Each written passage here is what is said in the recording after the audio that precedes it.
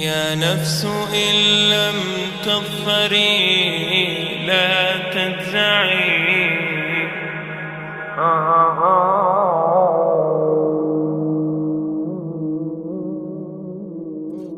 All the praise is for Allah,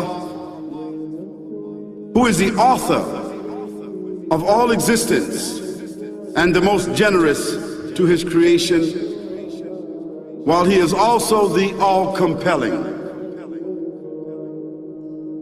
He is the only one worthy of our worship, having no partners, no associates, no sons, no daughters, no one whom he must consult, and no one or anything which has any comparison with him.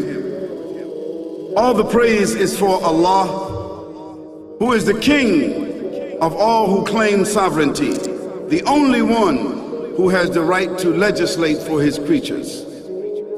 He is the giver of life. He is the causer of death, while death has no effect upon him, because he is the ever-living, the self-subsisting, the eternal and the only absolute. All the praise is for Allah, who has power over all things, and there is in reality no power and no strength, no influence to cause benefit or detriment except through him. It is he who created this complex world, the seen and the unseen, the evident and the speculative, the earth and all that is on it and everything that is in it. It is he who sent his messengers and prophets, alayhimus salam, with the common message of strict monotheism, which simply means that there's absolutely no one worthy of worship, no one worthy of our obedience except the Almighty, the One, the Absolute, and who has no partners. The earlier messages which changed the world in the area in which the prophets were sent, those messages we know have changed, and even the prophets who brought them, their names are now lost. We just know in general because Allah told us in the Quran, وَلَقَدْ بَعَثْنَا فِي كُلِّ أُمَّةٍ رَسُولًا أَنْ يَعْبُدُوا اللَّهَ وَاجْتَنِبُوا الطَّاغُوتَ. I've sent to every nation a messenger, calling people to worship Allah alone and to avoid the worship of false gods. This essential message has been preserved in Islam in a way that it was never preserved before. Not because the message was different, because it was the same message, but because of the fact that there would be no other prophets who would come after Muhammad sallallahu alaihi wasallam. So therefore that message now had to be protected. It had to be preserved in a way none of the earlier messages were preserved. I will tell you this, what you say you have come to know 40 years back, and what you call the Big Bang is already mentioned in the book which I read, the glorious Quran. It's mentioned 1400 years ago in Surah Anbiya, chapter number 21, verse number 30, which says, Avalam yaral lazina kafaru. Do not the unbelievers see anna samawati wal arda kanat ratkan fataqnahuma, that the heaven and the earth were joined together and we clove them asunder. What you're talking about, the Big Bang, I try to imagine compressing a spring. I push it closer and closer and closer together so it's smaller and smaller and smaller, and I've stored a tremendous amount of energy in that spring, and when I let it go, it bursts out, it bursts out, it bursts out. the creation of the universe, which you came to know 40 years back, is already mentioned in this book, the glorious Quran, 1400 years ago. Who could have mentioned that in the Quran? So the atheists will say, maybe someone wrote, maybe it's a fluke, maybe it's a guesswork. A human being, regardless of who they are, or where they are, or what they do, will have this curiosity. They'll want to know, why am I here? How did I get here? And do I have a purpose? And if so, what is it? The only one who would really be able to answer that question would be the Creator himself. If there is a Creator, it would be up to him to tell us why we were created and what he expects from us and what this life is really about. Allah has shown the people from the time of Adam until right now, has shown the people what he wants from them. And it's a very simple thing, and that is that worship be for him alone without any partners.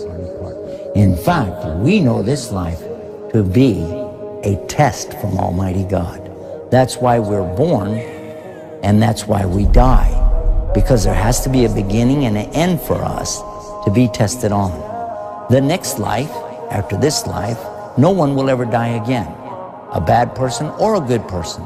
Both are brought back and they continue to live in the next life, either in good shape or not so good shape, depending on how they did on the test.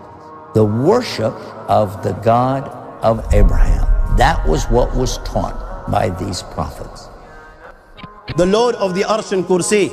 We're talking about the Lord of the worlds. Alhamdulillah Rabbil Alameen. We're talking about the Lord of the entire universe and beyond. The entire universe and beyond. You know, we live in this dunya and we are fascinated with this dunya which Allah subhanahu wa ta'ala indeed has created in a beautiful manner. We're fascinated. There are over billions of people which live on this dunya at this moment in time.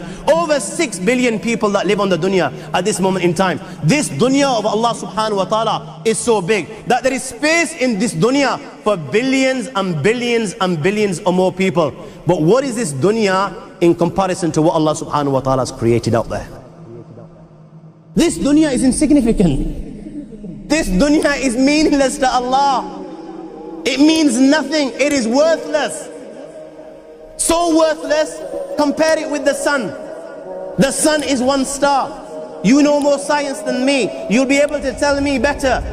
Take this planet Earth and you place it inside the sun, and you will be able to place 1.3 million Earths in the sun. 1.3 million Earths in the sun. Allahu Akbar. Allah is the greatest. The sun is one star. One star. There are stars out there which are millions of times bigger than the sun. You tell me this, that you need millions and millions of stars to make one galaxy. And then you tell me this, that there are zillions of galaxies out there.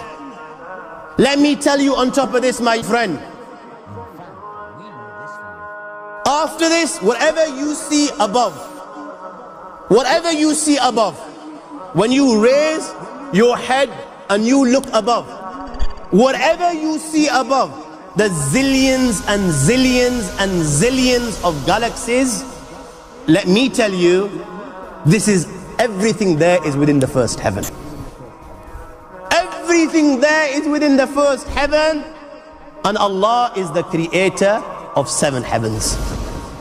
7 heavens.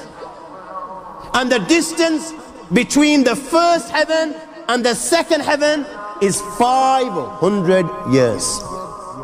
You know, the distance that can be covered in 500 years, at what speed? Only Allah knows. Only Allah knows.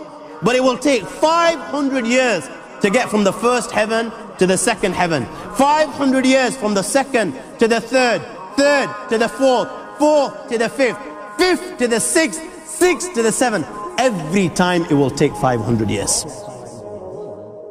After the 7 heavens,